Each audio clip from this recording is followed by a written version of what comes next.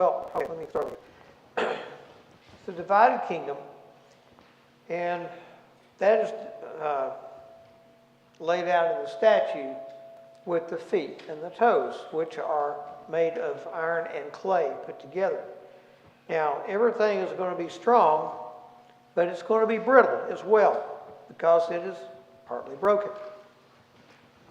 Now, also, the mixture of iron and clay means that the people will be a mixture as well in that kingdom.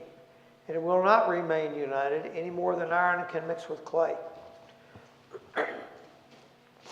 Now, take a look at your handout that got last week. We still got some others up there.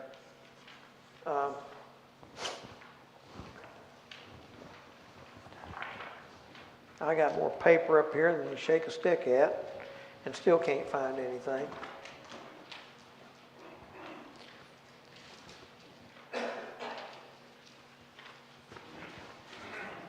Found it. Okay. This handout from last week shows the different kingdoms and their specific features. You look down here in Rome, see the religion. Religion is soap opera gods, which we've talked about in a little more detail with Greece. Rome is divided into three segments: the Roman kingdom, the Roman Republic, and the Roman Empire. And you take a look at the handout, it'll give you the dates. The Roman Empire was established in 27 BC when a fellow named Octavian gained the title of Augustus from the Senate. He became Caesar Augustus. Augustus is not a name, it is in fact a title. It means revered one. So Augustus is known. I have totally wandered off course here. Pardon me a minute.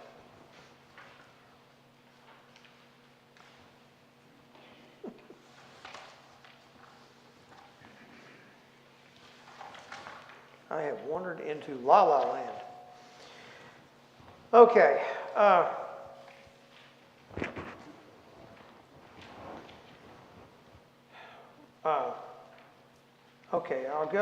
Caesar Augustus, revered one, he initiated something called the Pax Romana, or the Roman peace, which lasted about 200 years of relative peace and stability to the empire.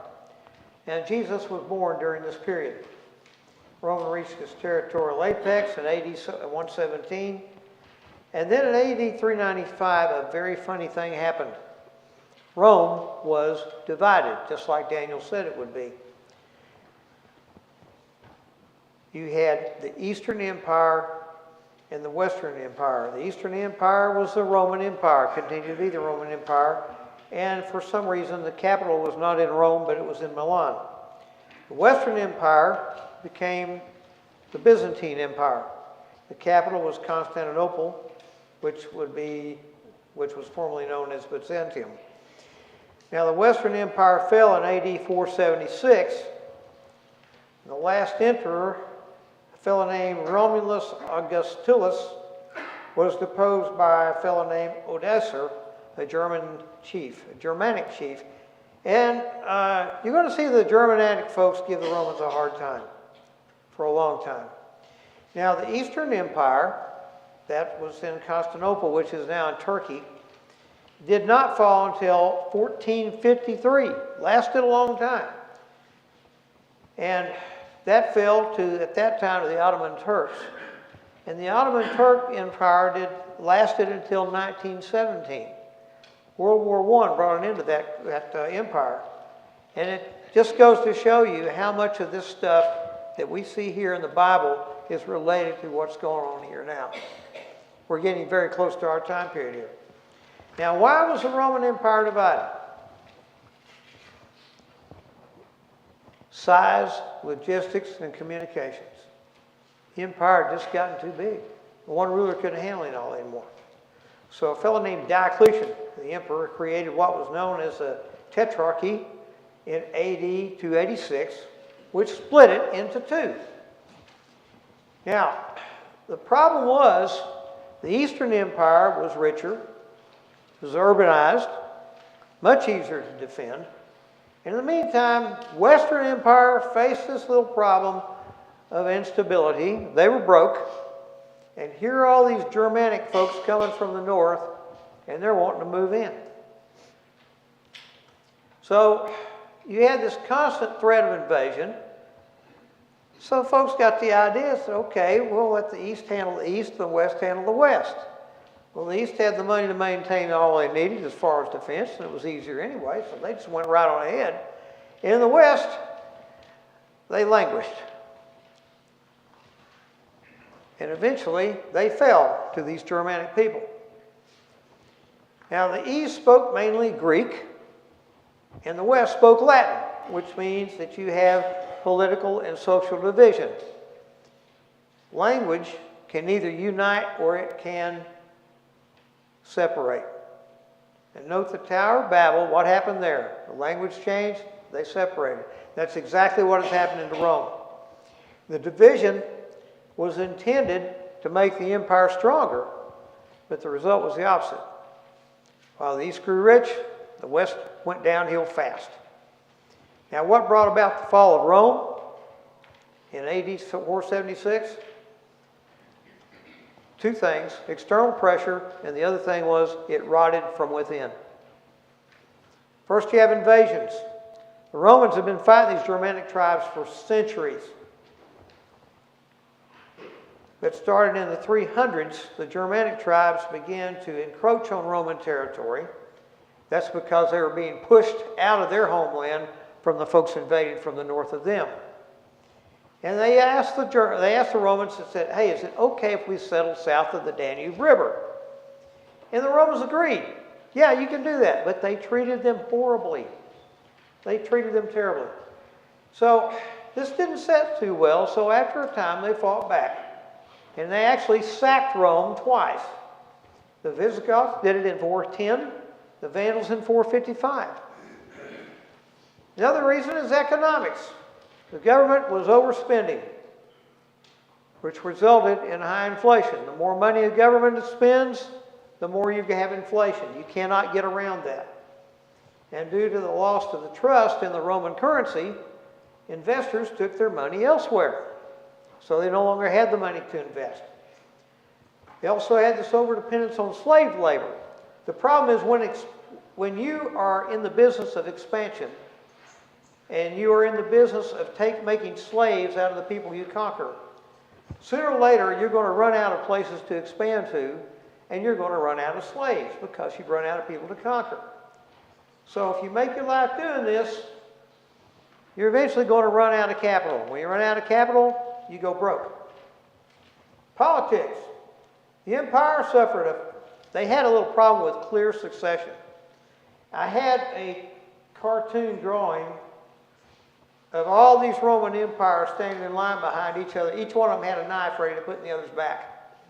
I was going to print that for you, put it in a handout. Turned out it was not in the book I thought it was in. I couldn't find it, so you just have to take my description and smile with that. But they really didn't have a system in place to say number 2 replaced number 3, number 4 replaced number 3 down the line.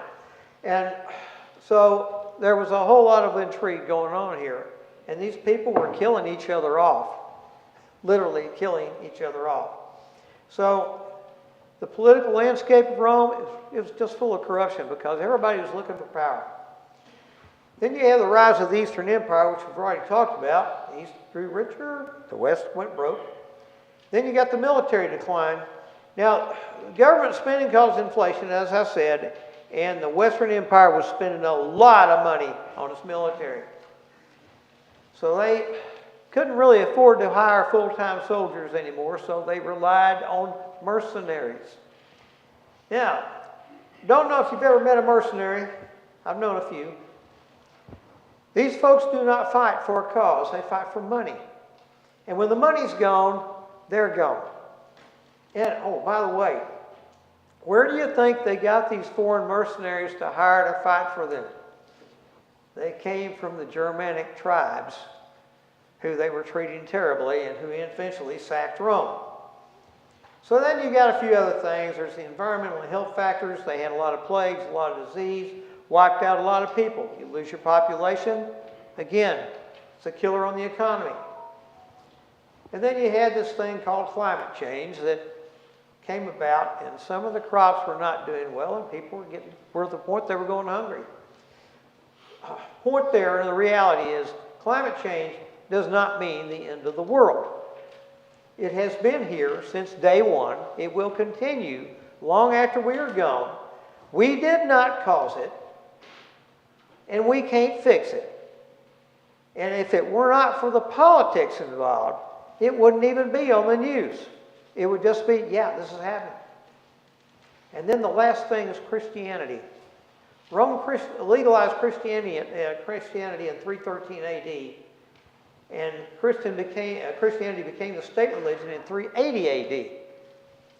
Now, prior to this, the emperor had a status as a deity. He was a god. What happened was when the Christians came in, they looked around and said, the emperor's not a god. He's just a man. Well, the previous reasoning had been, well, whatever is good for Zeus or Neptune, god of the week, is good for the country, and what's good for the country is good for me. Well, they broke the chain. And with the advent of Christianity, it didn't work anymore.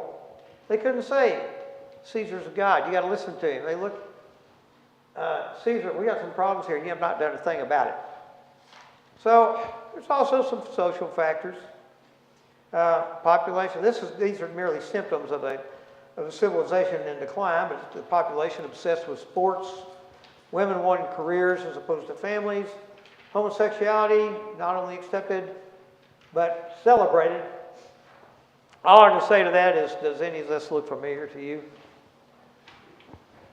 That's all I'm going to say about it. Okay. So, back to where we were.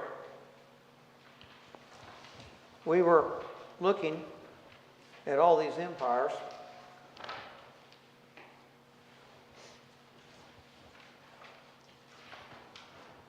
I am very sorry about this. This just went south on me today. Okay. Now, back to the dream. That's where we should have stayed. Verse 44. Daniel's telling you all about these kingdoms and these dreams. And in the time of these kings, God is going to raise up a kingdom that will never be destroyed. This was the rock that rolled into the statue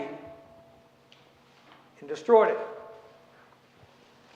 Daniel puts a stamp of authenticity on his interpretation when he says that the dream is true and it is trustworthy. Verse 46. Nebuchadnezzar falls prostrate before Daniel, and he says, "You're like a god." He ordered an offering for him.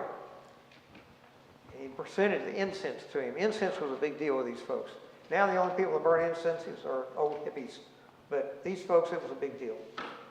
Verse 42. Nebuchadnezzar starts to back off a little bit. And instead of acknowledging Daniel, I guess through repeated explanations, he acknowledges the God of Israel. He says, "Surely your God is the God of God, Lord of lords, revealer of mysteries." Now remember, he's saying this, but he doesn't ever seem to get the message. We'll look at that later. Verse 48.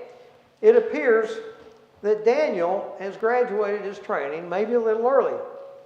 Because he has interpreted this dream, Nebuchadnezzar places him in a high position, lavished him with gifts, made him the ruler over the entire province of Babylon. That is, governor over the city and state of Babylon, not the entire kingdom. And he places him in charge of all the wise men. What a crowd to be in charge of. At Daniel's request, the king appoints Shadrach, Meshach, and Abednego administrators over the province of Babylon. Again, not the whole kingdom. While Daniel himself remains at court. Now, this is the first time that Daniel has identified these three cousins of his by their Babylonian names. From here on out, they will be referred to by their Babylonian names. And so, if you look and see what's going on, you've got three captured Jews who are all but running the kingdom. Now, the question I have for you here is, why did Daniel remain at court? Whatever you say about Daniel, he is most certainly a diplomat and a professional bureaucrat. Daniel needed to keep an eye on that court, see what's going on. That's why he's there. He is the man on the inside. Now, usually when you say a man's on the inside, he's out to destroy something. He's not out to destroy anything. He's just out there for the intelligence purposes. He's not there to thwart or overthrow the government, but to protect the Hebrews who have been brought there. And also to grease the skids for their return to Judah. Now, how does this arrangement work? It's very simple. We compare this to the American colonies. All the American colonies, the original 13, they had a governor. Each one of them did. But that governor never set foot on American soil. The king would appoint these guys. But they didn't want to come over here and live amongst the uncivilized in the colonies. So what they would do was appoint a lieutenant governor. And the lieutenant governor actually bought the position because it was very lucrative. So the lieutenant governor goes to the colonies and he runs the place. And he's also checking out all the economic deals and all this stuff, and that's watching it grow. He gets a little bit off the top, and then he in turn makes sure that the governor gets his share off the top, and everybody's happy. Lieutenant governors actually ran America before it was America. The governors themselves, not really involved. They were back there hanging out with the king. So, all together, everybody made the train turn on time. Now, we have no evidence that Shadrach and Meshach and Abednego had any taken off the top. They didn't have to. They were given everything they needed. And let's be honest, they're Israelites. They're not supposed to do that kind of stuff, and they didn't.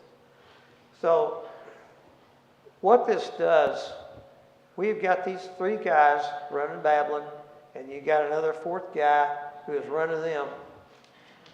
And it's Nebuchadnezzar is here, and he is the king, but he's left in charge of these three Jews. And the fact that God raises up in kingdoms and brings them down, as Nebuchadnezzar is witnessing here, is the central theme in the book of Daniel. It's all about kingdoms rising, kingdoms falling. Now, going back to the kingdoms, we're looking at the statue again, and this is where I got off this morning.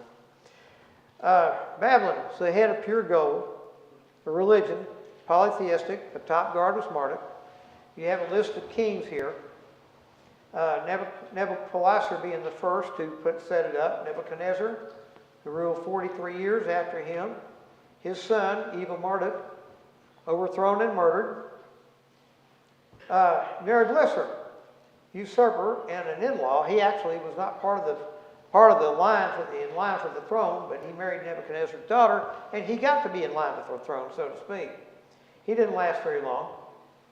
But Bashi Marduk, he didn't last very long at all. He was the son of Nebuchadnezzar, and a fellow named Belshazzar, who was the son of another guy named Nabonius.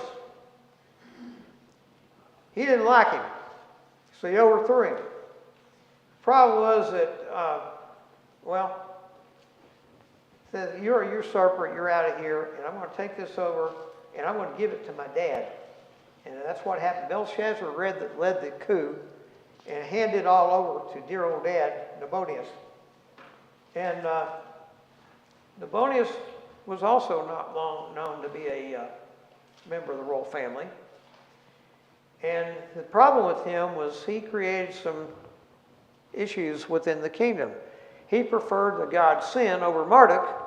So Sin was gaining in prominence, which made a lot of people upset. What kind of environment do we have when you can figure out which god is the best and put him in charge? Yeah, hey, I'm in charge now because the king said so. Well, the king's down there on earth. What about you and me? No, the king says. Okay. The funny thing about Nabonidus is that he lived in self-imposed exile for about 10 years for unknown reasons. But what they suspect, he had a hobby of archaeology. He was the first archaeologist, and he was more interested in that than being the king. So Belshazzar, who you will remember and see in the future here, writing on the wall, was actually not the king, he was his regent. So he rules in his place. And then this kingdom falls to Cyrus. Now you notice these guys are not keeping a very firm grip on the throne. And that's, if you go back to Ecclesiastes, Solomon says, hey, you build everything, you die off and leave it. All you can do is leave it to somebody else and hope for the best. Didn't work out that well. But the interesting thing here is that Daniel served all of these kings. These guys, these four men, were in a very precarious position for life. You could lose your life at the drop of a hat. You king, you boss, off with his head. This proves Daniel's skill as a diplomat, and also shows that he had divine intervention protecting him. God was taking care of him. God gave him the skills, and God kept him in that position because he was needed there, and God wanted him there. Anybody else? I'm sure that within 40 years, Daniel looked around and said, there is nobody here that I was working with when I got here. Nobody. Did they all retire? Well, sort of. Go out the cemetery, you'll find them. Babylonians fell to the Medo-Persian Empire, which is also called the Achaemenid Empire. That is a chest and arms of silver. The two arms are believed by some to have symbolized the two elements of the kingdom, Media and Persia. The religion is something called Zoroastrianism. Now, I'm not going to go into that today. We'll talk about it a little bit more when we get further down the pike. But this is one of the oldest religions that you see on this earth. It's still practiced. And the unusual thing about it was they were monotheist. They believed in one God, which was very rare at that time. And I think later we're going to see where this comes in. So Cyrus the Great had rebelled against the Medes. He was a Persian.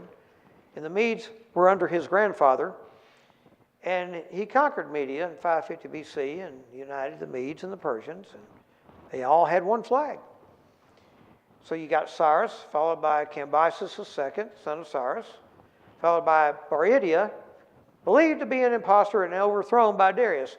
Darius had a very good reason to overthrow him because he didn't just believe he was an impostor. He had killed Baridia earlier, and he knew he was an impostor, so he knocked him off.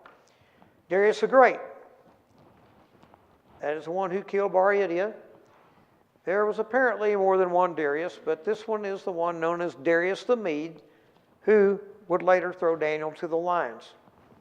Now, the Medo-Persian Empire was the largest empire the world had known up to this time, which is no big deal because every successive empire gets bigger, all the way through the Romans. Now, this kingdom falls to the Greeks in 330 BC. Look at Greece right quick. Belly and thighs of bronze. Religion, soap opera gods. For all practical purposes, these gods were humans with superpowers.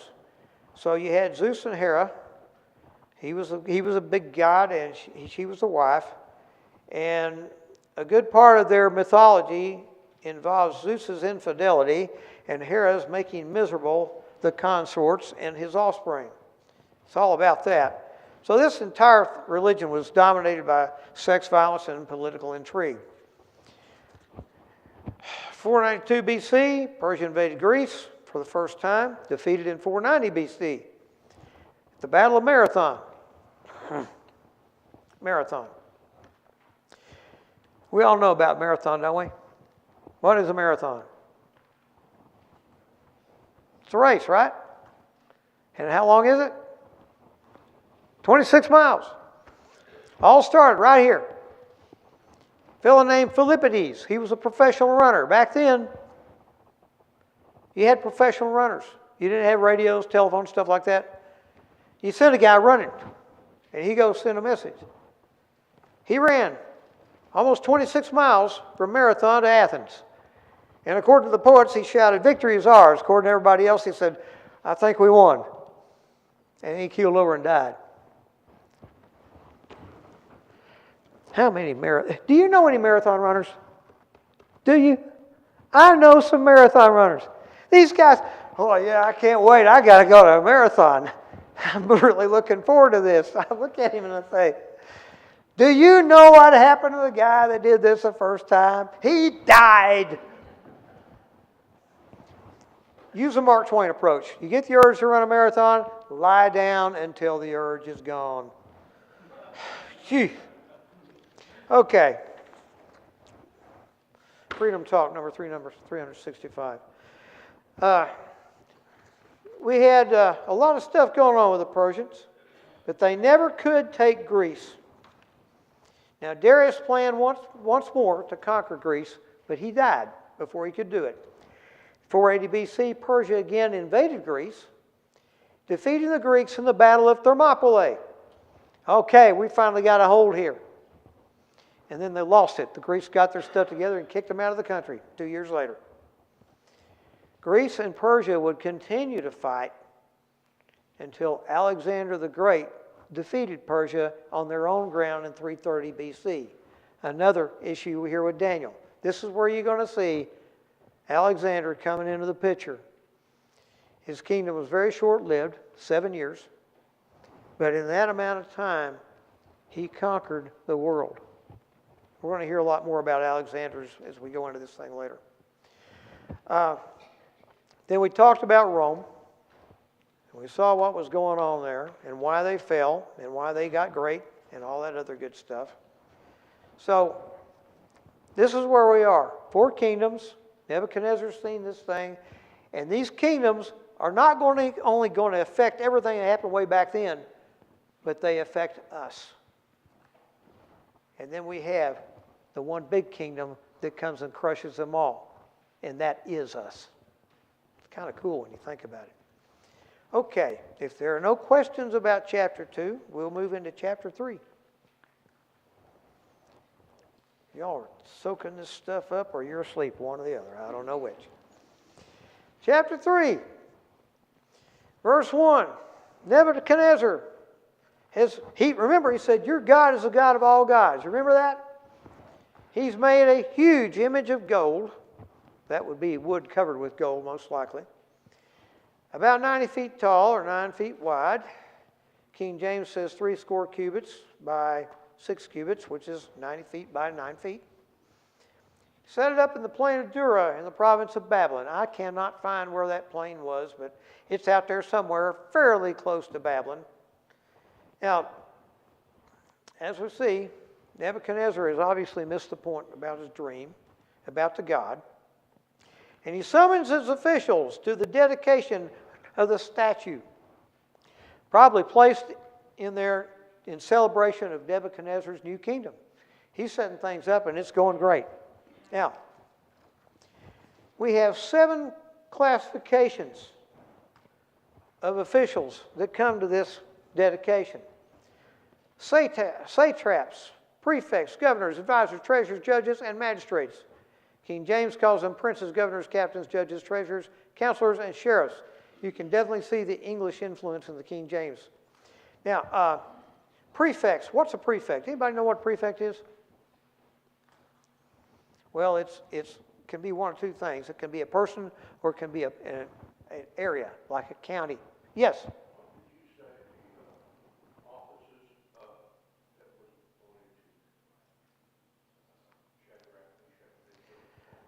They were put in charge of the state of Babylon. They were administrators over the entire area. That is the state of Babylon, not the entire kingdom, but the region around the city. And that's where the headquarters was for all the commerce. That's where government was. It's like Washington, D.C., and they're running all that. Okay. Now, talking about that, a prefect is an area, like a county or a borough in a city or something like that. And I just brought this up because it's kind of fun. Tokyo is divided into prefects. Each one of these like a little county. And they're called okis. Oki this, oki that, oki that. Well, one of those prefects is called doki. So the prefect is oki doki. And yes, that's where it came from. The GIs brought it back with them after the occupation of Japan. Okie dokie. Okay, verse 3. I just love that story. Verse 3, everybody came and stood before the statue. And note that the entire list of government officials is listed again. This is a characteristic of ancient writing that drives me insane. They don't believe in pronouns. So we're going to have a little bit of repetition here in this chapter. Verses 4 through 6, the herald's proclamation. Okay, can somebody read verses 4 through 6 for me? Chapter 3. Then a herald cried aloud, to you it is commanded, O people, nations, and languages, that at what time you hear the sound of the cornet, flute, harp, sackbut, psaltery, dulcimer, and all kinds of music, you shall fall down and worship the golden image that Nebuchadnezzar the king has set up, and whoso falleth not down and worshipeth shall the same hour be cast into the midst of a burning fiery furnace.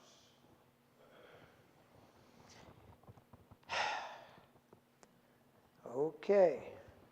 Now you notice Nebuchadnezzar is a typical Iron Age Middle Eastern king.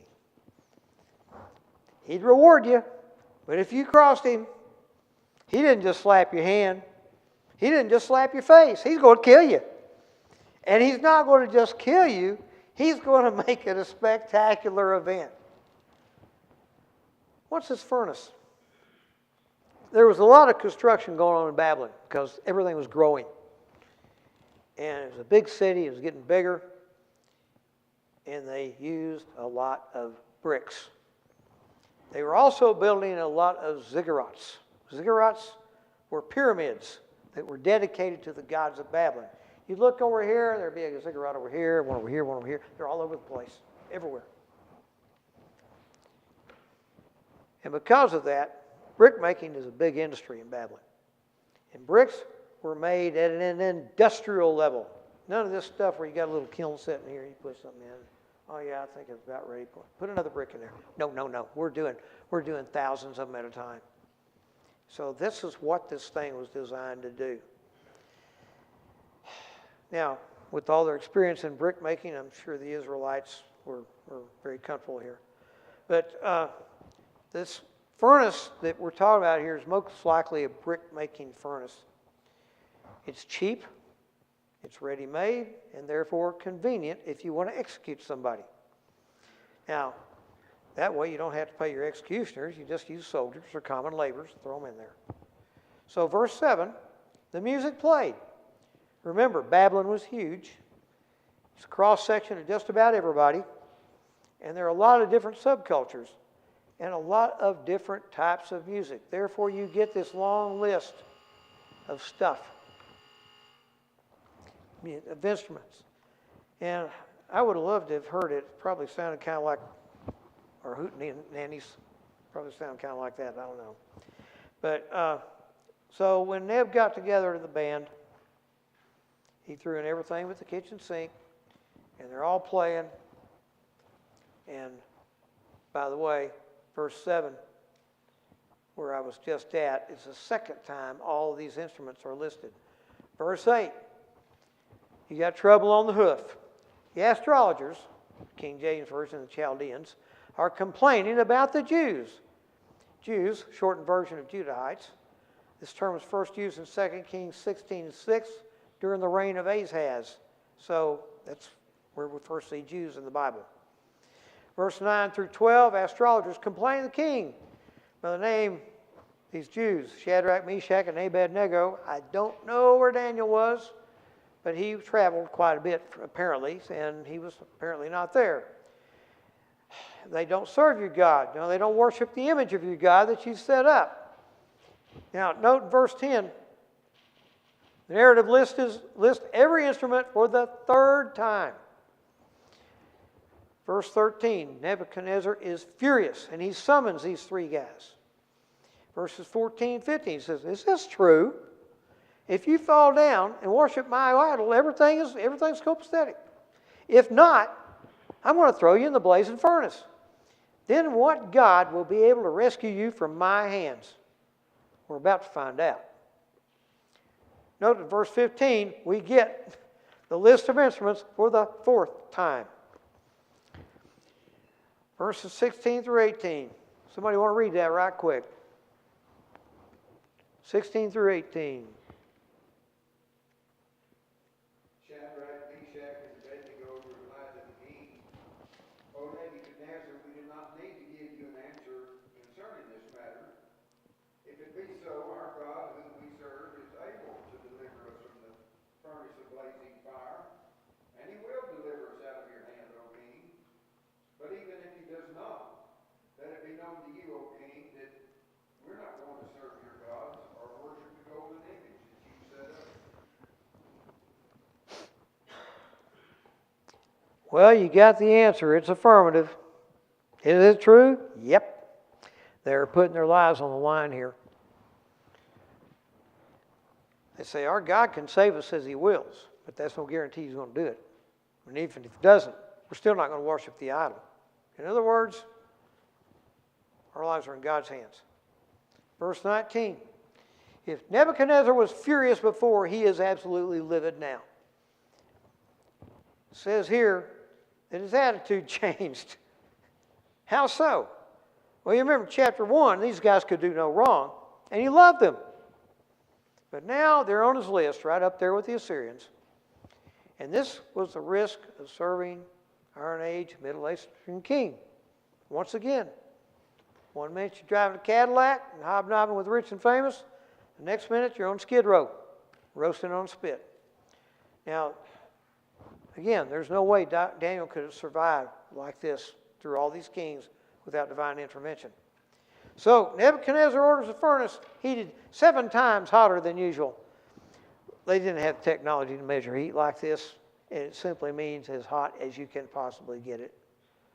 The number 7, once again, as we all know, highly symbolic in the Bible. It's a perfect number. And in this case, it means get that furnace as hot can be. Now, Nebuchadnezzar is an interesting study. He's narcissistic. He's generally a pretty happy guy, but he's also very impulsive. And then you cross him. Verse 20. He orders the strongest soldiers to tie him up and throw him into the furnace. No professional executioners were on site. As aforementioned, he uses soldiers of the line, the biggest, the scariest ones he's got. Verse 21, throws them in, fully dressed. The NIV says robes, trousers, turban. King James, coats, hosen, and hats. Seems to illustrate the urgency of the situation. The king wants it done now. The hosen means pants, trousers. Germans wear the lederhosen, leather pants. So, bound and thrown in the fire, verse 24. Apparently the king and some of his minions are sitting up there where they can see what's going on. So they're going to watch these bodies go up in smoke and glee. And the king jumps up and says, hey, didn't we throw 3 men in there? And his boys say, well, yes, we did. He said, then how come there are 4 in there now? We'll find out who that 4th man was next week. Thank you very much.